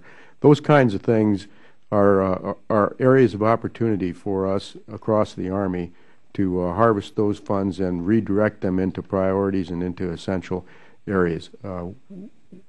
But frankly, the Defense Department didn't get us into the budget problems we got right now, and the Defense Department is not going to get us out. But we are going to pay our fair share, at least from my perspective. So we're up for that. But again, before we default to reducing capability and deciding to hollow out the force or shallow the force, make it a lot smaller, we ought to look at those aspects first. I just echo what Ray has said, and I think, as has been stated here by many of the members of the committee here, one of the things that has been proven is the reserve component is a great return on investment for this nation. And so as we look at trying to reduce defense cost, I think you've got to look at the reserve components and say, what more can you give us? Are there other capabilities that we can invest in to save money, but also that confidence that they're going to be trained and ready when we need them, and that we've got access to them? And then, just as Ray has said, we've got to look internally within our organizations and say, okay, where can we get more efficient, more effective? One of the things we're looking at in the Army Reserve is as we get new modernized equipment, I've said to my commanders, you're not going to get a full set sent to your home station, because at home station training, you're probably going to train at platoon level. And so what I want to do is give you a set of modernized equipment to train on at that level. Then I'm going to take a set and put it at Fort Hunter Liggett, California, or Fort McCoy, Wisconsin, so that when you go for your 3 weeks of training, the equipment's waiting there for you that's modernized, and we don't pay to transport your equipment up there. I mean, there's a lot of those kind of things we can say to save money ourselves internally to help fund the bill. Just briefly, we learned in Desert Storm 1 that when so-called hostilities supposedly cease, there's still a need for some air presence, and we anticipate that there will be continued need if those countries desire continued air presence. With the budget threats, in my mind, we have an option of either just shrinking the entire United States Air Force to meet those budgets, which sacrifices not only capability but capacity, or we can take a look at force structure and recognize the cost efficiencies offered by the Air National Guard and the Air Force Reserve, and maybe take a look at, instead of sending airplanes and capability to the boneyard, maybe placing those in the reserve component, which can operate them less expensively. It provides that capability, it provides that capacity, because I think there's probably going to be another event one of these days, and we're going to need that capability and capacity. Just a thought. Very good. Thank you, gentlemen. Thank the gentleman for his question. The gentleman from Mississippi, Mr. Palazzo, is recognized for 5 minutes. Thank you, Mr. Chairman. Am I the last one to go? Can I have more than 5 minutes? No, you are next to the last, and you can have 4 minutes and 50 seconds. Oh, great. Well, thank you all for being here today, definitely to testify, but more importantly, thank you for your service to our country. We greatly appreciate that. Today I had the awesome honor of receiving 86 World War II veterans as a part of Mississippi's Honor Flight Program. We've in the past had to depend on Alabama's Honor Flight Program, so we decided to start our own, and we actually had some Alabama participants on the Mississippi Honor Flight. Two of my major questions have pretty much been addressed, but I think it's worth asking again, and one is the CR. The multiple CRs that we had last year was just unnerving at so many levels. Loosedale's National Guard unit is a 287th Engineering Company Sapper platoon. They had the most deadliest mission, or dangerous, not deadliest. They did an excellent job, came back 100% thanks to MRAPs that funded through this prior Congresses and others, and the support from the Guard. But they had the most dangerous mission, roadside clearance and IED detection and stuff like that. The last thing these soldiers needed was to be worried about whether their spouses and their children are receiving their check so they could put gas in the car, food on the table, pay the rent.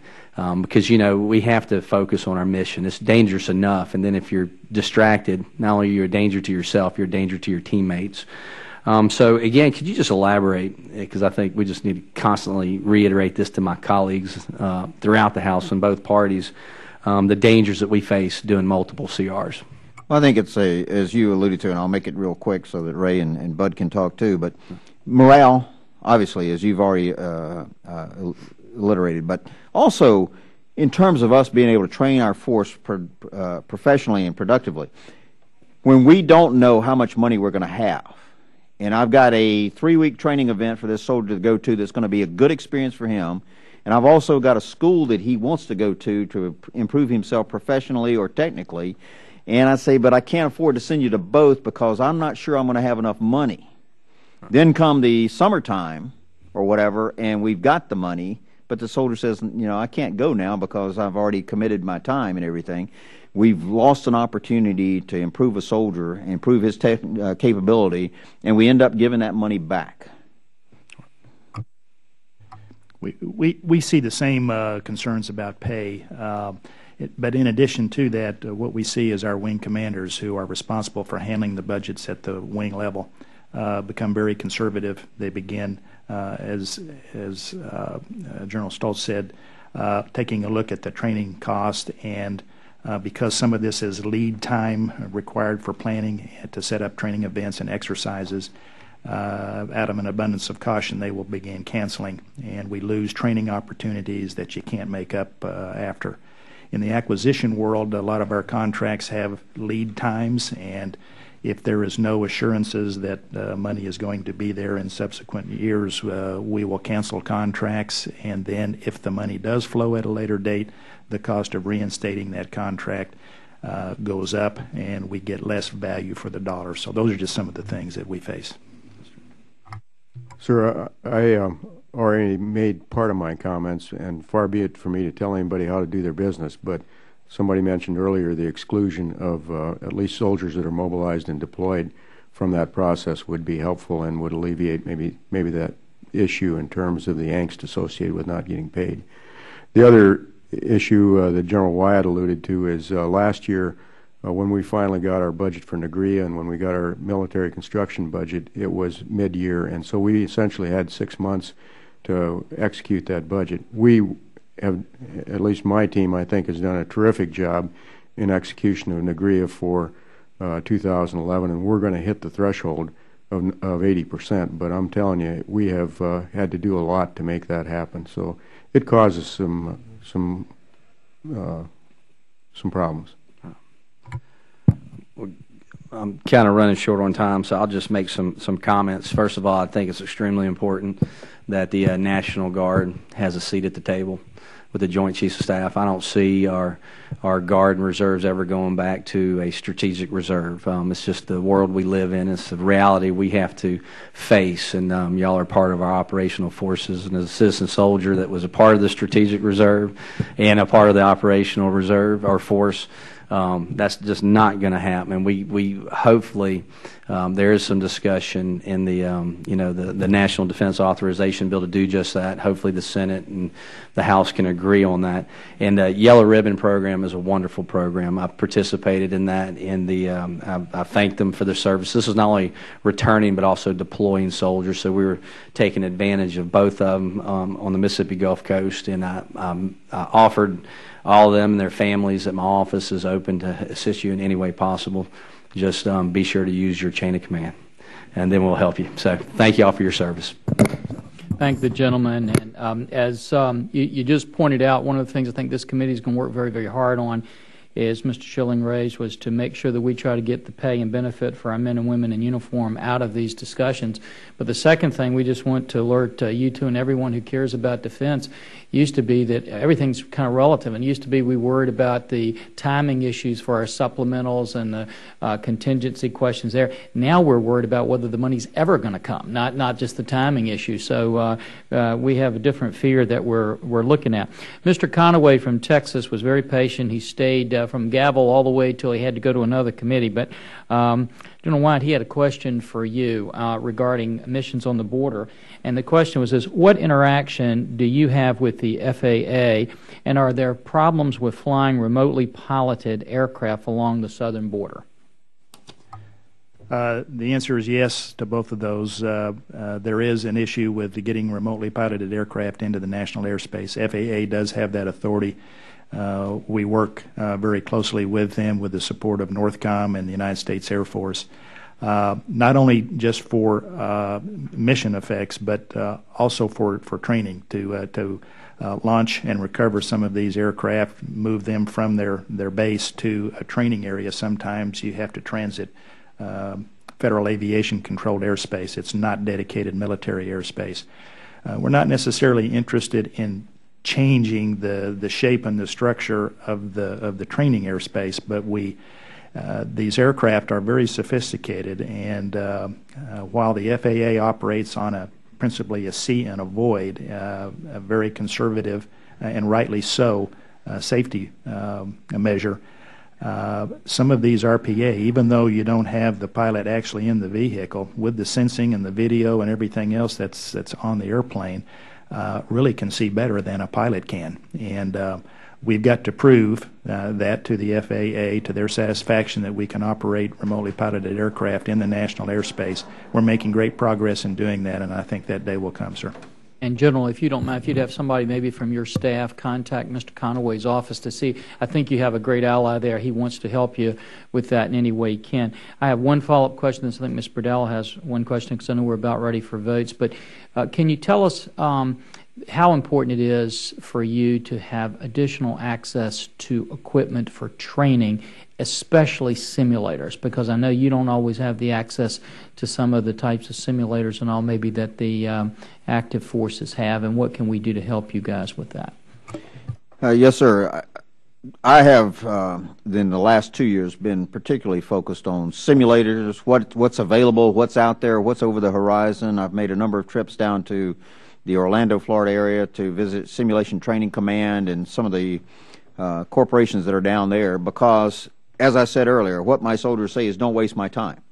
So if they're going to come in on a weekend drill period, they want to come in and do something meaningful and put them back in that same environment they've come from. And that's where simulations come in. But additionally, what was asked earlier about can we save money? One of the ideal examples for me is weapons training. In the Army Reserve, as you probably already know, we don't live close to an installation. So we look and say, where can we go do effective range fire, because we're required twice a year to do live fire. In some cases, like in Florida, where I've got commanded a unit, we have to go all the way up to Camp Blanding, which means we got to put them on a bus, we got to take time, get them up there, feed them, house them, bring them back, whatever for our training, or we default to going to the local sheriff's range, which is really not an effective training. Meanwhile, we've got these engagement skills trainers, the EST 2000s, that can simulate an M16, an M4, a 9mm, whatever you want, and it can be more effective, really, in terms of training a soldier on breathing and aiming and everything else than ever putting him on a range. And so I've said that's what we ought to be doing. Those types of training simulators where we can put them in that environment in their reserve center and get just as effective and save a lot of money because we're not using ammunition, we're not paying travel, we're not doing any of that. And the soldier walks away that weekend saying, this was a good experience. What are we going to do next month when I come back? Simulation in the United States Air Force has taken quantum leaps in the last few years. Used to, you could not get very realistic training unless you actually accomplished the mission in the airplane. But with the high-fidelity simulators that we have now, the ability to link simulators and to fuse some of the sensors and virtually create situations in the simulator, it's an excellent opportunity to train. Saves gasoline, saves petrol, saves wear and tear on our airplanes, and it's the wave of the future, I think, in a lot of our training. You can't do all of it in the simulator, but we can do an increasing amount. The problem is that just about all the simulators are located on active duty fields. We have only 2 F-16 units that have a simulator, only 2 C-130 units, 3 KC-135 units. That leaves 10 F-16 units, 5 F-15 units, 17 KC-135 units, and 15 C-130 units that to get access to a simulator, they have got to travel now to an active duty base to access the simulator. The active component works with us to provide in our budget money to do that, but it's time-consuming, it's expensive, it burns fuel, not military fuel, but civilian fuel to get there. And I think for us to really leverage the technologies that we have, save money, this is another cost efficiencies thing that we can do in the Air Force, we need to invest money into simulators and get those out to the people that are going to use them. Sir, with regard to the Army Guard, simulations is a big deal in the aviation world for us, the Army aviation world. Because of the op-tempo associated with Army aviation, we need to make sure that we do the advanced scheduling so we do have access to those simulators. If we do that, it seems to work out. We don't have a simulator that I know of right now for the LUH program, although we are getting sufficient flight hours to work those. And then beyond that, to get to General Stoltz's point, you know, with the huge leaps and bounds that we're making in technology, we see all kinds of computer simulation that can run everything from battle drills for Humvee evacuation to squad on patrol. So those kinds of simulations are going to save us in the long term, as opposed to spending 4 or 5 hours to get to a training area and then 4 or 5 hours back. So it's a huge facet to our program in the future. And if you'll just have your staffs work with our staffs, we'll see what we can do to help get you those simulators that you need. Ms. Burdell is recognized for the last question. Thank you. Thank you very much, Mr. Chairman. Generals Watt and Carpenter, as I indicated in my opening statement, I am concerned that the Department of Defense does not accurately account for Homeland Defense requirements. This hampers the ability of the Department to equip the National Guard or Reserve for such missions. What role is the Guard taking to work with the Department to make these requirements clear? General Carpenter, first. Yeah, a couple of things. The critical dual-use equipment discussion that we had earlier with regard to equipment that we have inside of our formations in the Army Guard that can be used both for deployment downrange and for use in the Homeland mission has been very, very important. We started out 5 years ago with Katrina. We had M35s. We didn't have the right vehicles. We didn't have high water vehicles. Fast forward to what we saw with Hurricane Irene in North Carolina and New Jersey, across the eastern border. We had modern equipment that provided the capability out there to make sure that we could meet our responsibilities. We are concerned about what is the future of funding for Homeland Defense, Homeland Security. We have, as I mentioned, civil support teams, Homeland Response Forces. In order for them to maintain their proficiency, they will have to be funded. Mm-hmm. And we would not like to see them be a casualty in the budget process here. So you're working with the Department, would you say? Yes, Congresswoman, yes. We are. All right. General Wyatt? Inside the United States Air Force, I see a continuing, increasing focus on the Homeland Defense, Homeland Security, but we're not quite there yet.